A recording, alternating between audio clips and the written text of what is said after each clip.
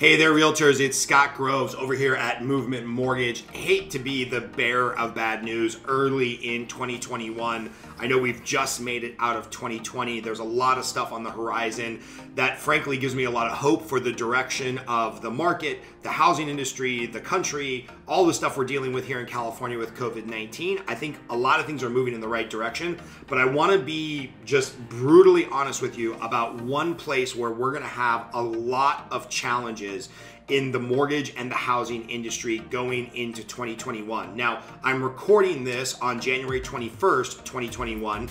This could all change on a dime if Fannie Mae, Freddie Mac, the other institutions that write underwriting guidelines changes. But as of today, it is increasingly difficult to get an individual who is a self-employed borrower or an entertainment borrower, meaning they work in various different facets of the entertainment industry.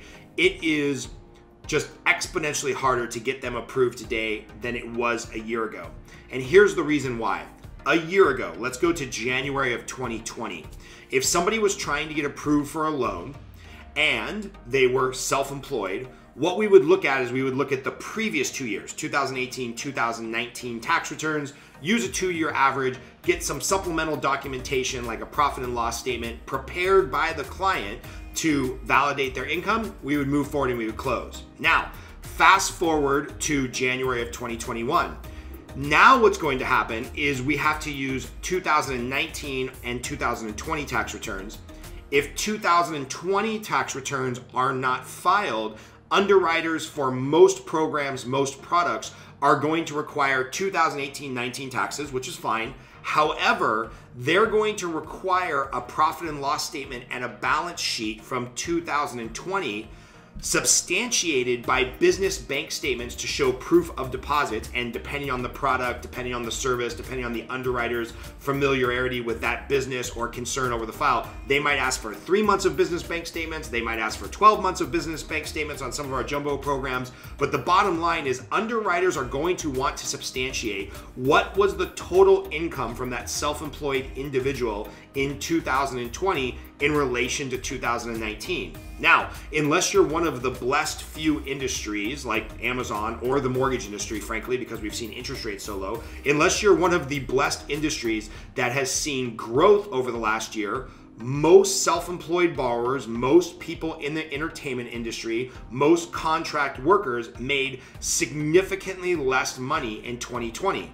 And regardless of what you might hear, Fannie Mae, Freddie Mac, the big institutional investors, they haven't yet come out with a formula or a guideline on how to handle that.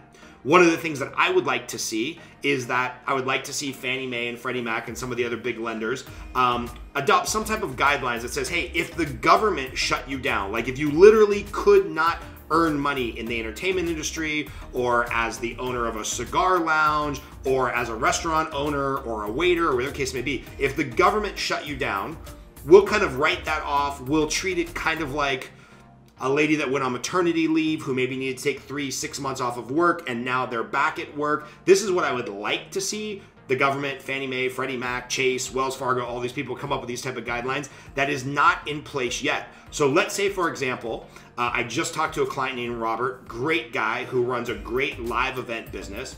2018, $120,000 of income. 2019, $120,000 of income like clockwork. Right now, still on that payroll of $10,000 a month from his company. However, once we look at the bank statements because he's a self-employed individual, he owns the company. Once we look at the bank statements for his company, he's gonna show no deposits.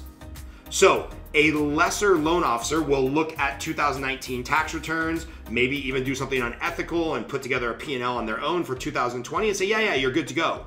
But once they get under contract and the underwriter looks at the file, the underwriter's gonna say, well, wait a minute, you're self-employed, you're in the live event business, you're here in Southern California, we need 3 months, 6 months, 12 months of bank statements to prove that 2020's income was in line with 2019, which it's clearly not going to be. It's not going to be for 90% of the borrowers who are self-employed, contract, or work in the entertainment industry because most of the businesses in California were shut down in 2020. So we're waiting on guidance. As soon as we get any updates to guidelines or guidance, I will send out another video. But it's really, really important, realtors. If you're working with somebody who's self-employed in the entertainment industry, had a disruption to their income last year, took out PPP loans on their business, and they're thinking about using that as a down payment on a house, which you can't do legally. I'm sure there's some type of accounting method you could do it, but you're not supposed to do that per the government guidelines on what PPP loans can go towards.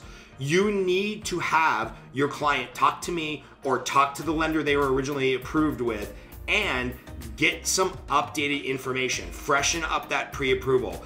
Get the information, the bank statements, everything looked at for last year, right? Once your clients start getting to a place where they can file their tax returns, the lender needs to look at those updated tax returns for 2020, because I guarantee you, for self-employed borrowers, based on the good data from 2019, a lot of lenders and a lot of realtors are going to put people under contract only to get some excuse from their loan officer 2 weeks, 3 weeks, 4 weeks into the deal that there's a reason they can't close, right? And that reason is going to relate back to what we just talked about. It's the enhanced guidelines of how we're underwriting self-employed borrowers to make sure that there wasn't a major disruption to their income from COVID, which, spoiler alert, for most people there was. So you just have to be aware of this. If you have a deal you want our team to take a second look at, if we have a borrower who's kind of been out of the fray for 6 months and now they're jumping back in to start looking at houses because they're back to work and they're excited again about their income, we need to do some more due diligence. Again, especially if they're contract, work in the entertainment industry, or own their own business. So again, sorry to be the bearer of bad news, but I'd rather get you the right information early here in 2021 so you know what to plan for with your clients, and you know that, hey, if I'm getting a loan approval from Bank ABC, maybe I need to put them up in touch with Scott for a second opinion, because for 21 years, I've only been working with borrowers in the entertainment industry and people that own their own businesses. Here to help, Scott Groves with Movement Mortgage, and shoot me an email, schedule something on my Calendly link, give me a call, shoot me a text message if you have any questions. Talk to you soon. Bye.